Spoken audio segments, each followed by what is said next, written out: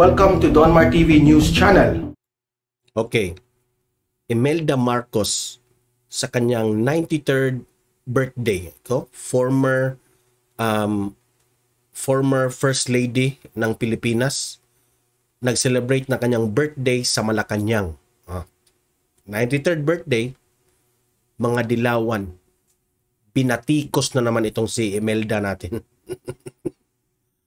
Kasi pera raw ng baka raw pera ng taong bayan ang ang ginamit. Utak ng dilawan.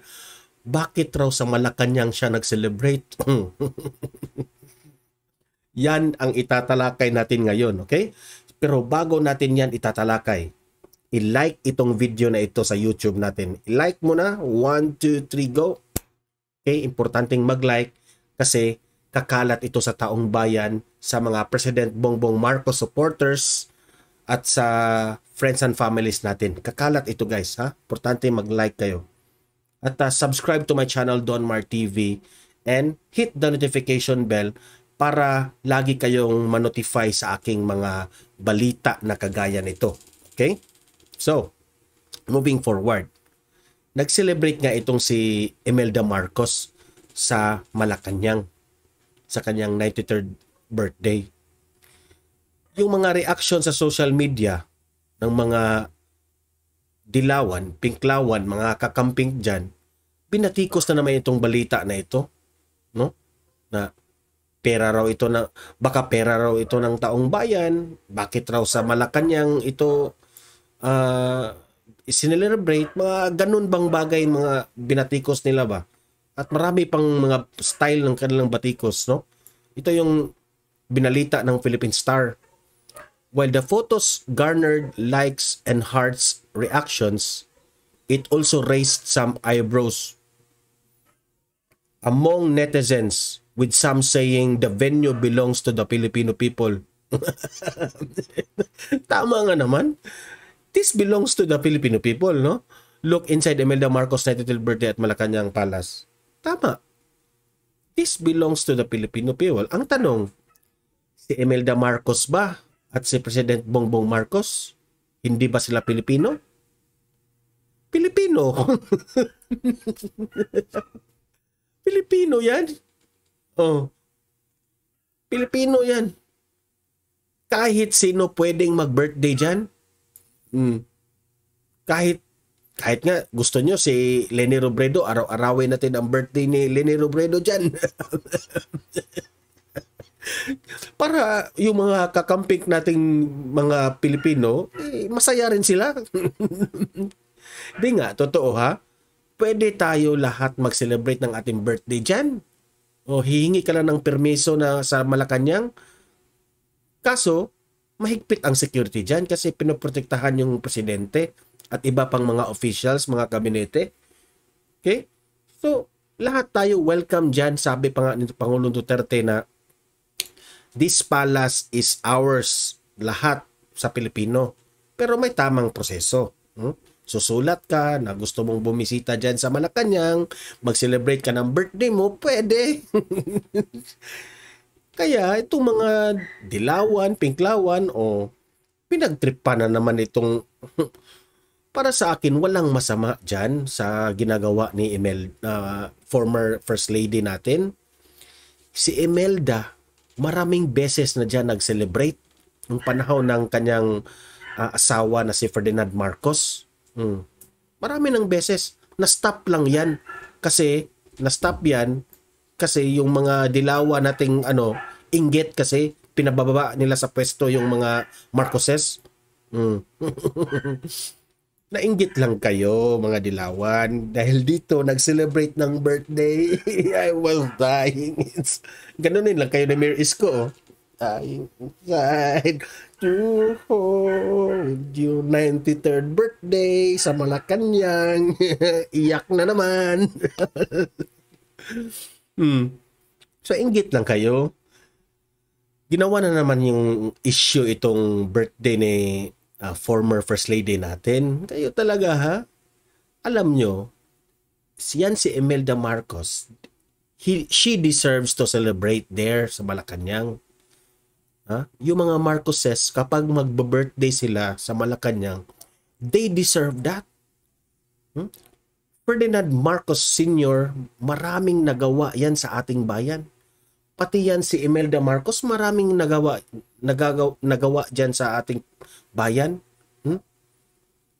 Isa na yan yung Cultural Center of the Philippines, no? At ngayon naman, na si President Bongbong Marcos na presidente, yan ang susunod. Marami rin na magandang gagawin dyan sa ating Pilipinas. Oh. Inggit na naman kayo.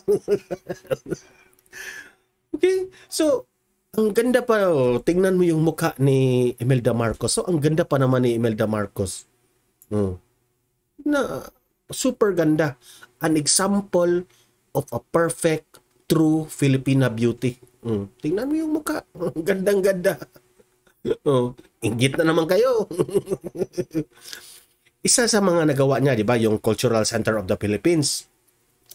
And the main purpose of Imelda's project on the Cultural Center of the Philippines was to inaugurate the country's premier arts institution. And for Imelda, para sa kanya, the reason for her extravagant architecture project, kasi maganda talaga ang pagkagawa ng ipupunta ka sa Cultural Center of the Philippines, maganda na talaga ang pagkagawa, guys, no? Yung unique talaga ang structural niya, no? So the purpose of it is to show the world that, see, we have a pretty face. Yan ang ano yan, ha? Yung meaning dyan, grabe. Meaning, sabi ni Imelda, na ipinakita ni Imelda Marcos na maganda ang kultura ng ating bansa. Cultural Center of the Philippines yan, kultura.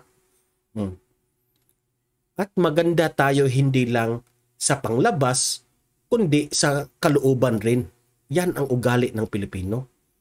Kulturang magandang asal ng isang Pilipino, no? Isa dyan, yung mention natin, pag-aalaga sa kapwa, meron tayo dyan. Pagmamano sa nakatanda, pagiging makabayan, pagiging matapat, mapagbigay sa kapwa, pagpapasalamat, pagmamahal sa magulang, at paggamit ng po at opo. Yan ang ipinakita ni Imelda Marcos sa buong mundo. At marami pa, no? Yan ang ipinakita ni Imelda Marcos sa buong mundo na naging maganda ang reputasyon ng Pilipinas. Okay? Naintindihan nyo ba? No? Yung ating reputasyon noon was very high. Lahat tumatangkilik sa atin, buong mundo. Halos lahat ng bansa na-appreciate tayo. At dahil ito kay Imelda Marcos. So ano kayo? Ano kayo ngayon, mga dilawan? 93rd birthday in Malacanang. Para si Imelda does not deserve to celebrate birthday inside. Ano? So gusto nyo si Leni Robredo ang ilagay natin dyan, mag-celebrate tayo ng birthday? Ha? Kalingkingan lang yan si Leni Robredo sa mga nagawa ni Imelda Marcos. She deserves to celebrate her birthday there. Matanda na si Imelda Marcos, bigyan natin yan sa kanya, ibigay natin yan sa kanya. Ang tunay na Pilipino, susuporta tayo sa mga, di ba? Sa mga nakatanda natin. At itong si Imelda rin, marami itong nagawa. Puro kasi kayo puna eh. Yung mga history books nyo, yan kasi laging binabasa nyo. Sunugin nyo yan. Iyak na naman kayo dito. Ako pa sa inyo, suporta na lang kayo. Makiisa na lang kayo sa gobyerno. Kasi if tutulong kayo sa gobyerno, tayo rin namang mga taong bayan ang makabenefit niyan, di ba? Tulungan na lang natin ang gobyerno. Kung totoo kayong nagmamahal sa ating bayan, susuporta na lang kayo kay President Bongbong Marcos at yung ating gobyerno. Huwag na kayong maki-issue dito sa pati birthday ni Imelda, pinag-initan nyo pa, pinagtripan nyo pa. Grabe naman kayo. I was dying inside. Libre kayong mag-comment, mag-react dito sa issue na ito. Tama ba na itong si Imelda Marcos dito nag-celebrate sa Malacanang? Former First Lady ng ating bansa. Okay? Tama ba ang mga dilawan, piklawan, mga Pikachu, mga kakamping na this belongs to the Filipino people, itong Malacanang, at hindi dapat raw mag-celebrate si Imelda dyan? Yan ang mga comment nila sa post na ito eh. Tama ba yan? Libre kayong mag-comment, mag-react sa issue na ito. Okay? So, patuloy natin ipaglaban itong by the way, i-like ito, video na ito para kakalat ito, okay? I-like niyo itong video na ito para kakalat. Subscribe rin sa aking channel, Don Mar TV. Okay? Then hit the notification bell para lagi kayong ma-notify sa mga bagong uploads ko, okay?